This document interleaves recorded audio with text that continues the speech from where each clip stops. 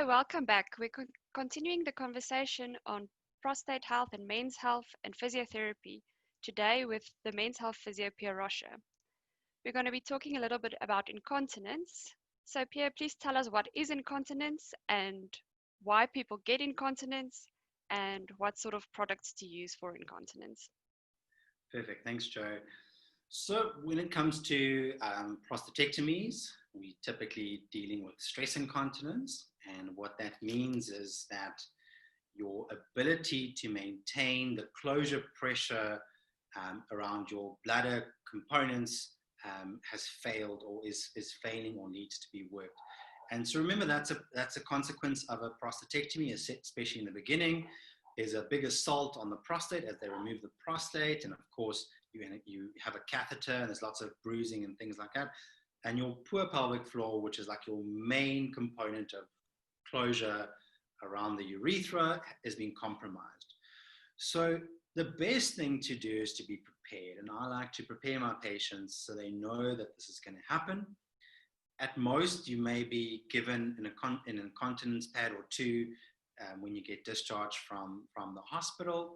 And there are different types. And there are two types that I always compare. There's the nappy type, which is embarrassing and it's, I think, needs to be re-looked at. And then there's the nice triangular one, which looks something like this. It's nice and thin. And so I always say to men, this is like your ball bucket when you play cricket. It's just flat. Okay. So this is a product that you can find at most pharmacies, especially your bigger pharmacies, and you buy them in a pack of few, and they've got different gradings. So some of them have the dot system, and some of them have 3 dots, which means they can absorb a lot of fluid, and then you have the 1 dot, which is less fluid. And so that'll impact on the size of this.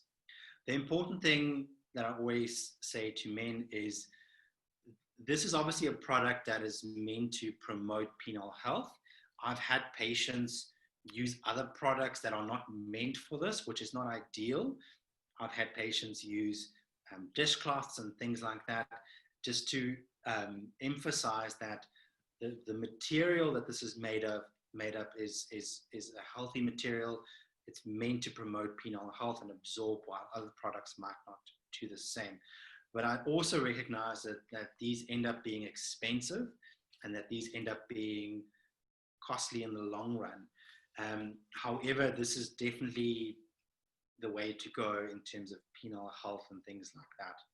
So the important thing, and this is where the men don't know this, but the ladies do because they've used pads their whole life, is there's a little strip at the back. Okay, that's essential. That strip is so it sticks to the inside bit of your underwear. So unfortunately, you need to sack away the boxes for now, and you need to use proper tangas or normal underwear, which is nice and comfortable, but you need a bit of support so you can put this inside your underwear, and you can stick it in and it moves in like that. Okay. Now the other issue that always happens, especially in South Africa, is our public restrooms aren't geared up for male incontinence pads, where the female restrooms are often better equipped with little bags and sanitary disposable boxes and things like that. So what I always say to my patients is, you're gonna have one in your pocket, okay, and you're gonna go to your restroom. You go into a cubicle if possible, and you put the toilet flat, so you can then put this on the toilet. And what you do is you open the packet up like that, okay, and you put it flat on the toilet, like completely flat, and so it never touches the toilet, okay. So then you've got your flat product on the inside like that. Then you take your used one and you put it straight down onto the plastic packet, okay? And then once you've done that, you have something like that on the toilet seat. Okay, and then what you start doing is you take the corner and you start rolling it up onto itself. So you eventually have 2 fingers on the plastic bit. You're not actually touching the inside. And then you can walk to the disposable bin where you normally would take the paper and dry your hands and let it go, and then you haven't touched it. The other option is to go to the family bathroom, because those are better equipped, and they often have disposable systems for nappies and things like that. But that's just a little tip to always give my patients that's to avoid embarrassment from their side. But of course, the goal is to get out of these. So you start your pelvic floor exercises as soon as possible. And more often than not, I get my patients back, and at a point they say to me they've been using much less pad or way less pads. And because they just go to the loo more often, they figured it out. Like they just go like every hour in case. And then we have a conversation with them that's also not okay, because we want to have a specific pattern. We want to have your bladder fill up nicely before you empty it. If you keep emptying your bladder after an hour, it's never going to get the practice to hold urine. It's never going to let your pelvic floor work. Yes, you may dribble a bit, and you may use your incontinence products a little bit more, but you've given yourself a frequency issue that you're going the whole time. And unfortunately, your bladder starts to adjust to that, and then it gets harder to fill it up. So there's a lot of things to look at. We want to maintain a nice bladder routine throughout a day. And if there's one thing your organs love, is routine.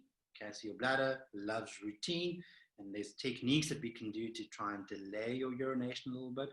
And when you go to the loo, you really want to urinate a good volume. Okay, and yes, you may initially start by using a few more of these pads, but over time you use less and less and less. And the aim is to keep exercising until you are dry, and then to keep going until you die. So exercise until you dry, and exercise until you die. That's the thing. It's forever. This is not a 6 weeks program. This is not a 5. This is for the rest of your life, because of the benefits of doing your pelvic floor exercises as you get older as well. So these help men avoid a lot of embarrassment.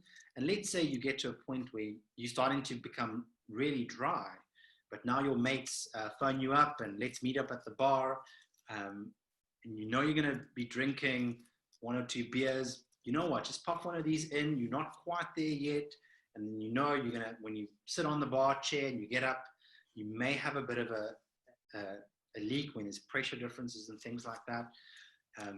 And then you progress and progress until the day that you are completely dry, that you can jump up and down with no leak. You can have your beer with no leak. And then you are fine, but you are not fine until the day that you are dry. And I do see a lot of men give up early, and I want to encourage patients to never give up. Some of it takes long. The beginning is obviously, you've got this exponential improvement right in the beginning, and then you plateau out a little bit, and that's where men get discouraged. You have to keep going until you are 100% dry. So that is incontinence in a nutshell. Thank you, Pierre. That's very helpful. Next time, we'll delve into the pelvic floor and what exercises you can do for the pelvic floor specifically.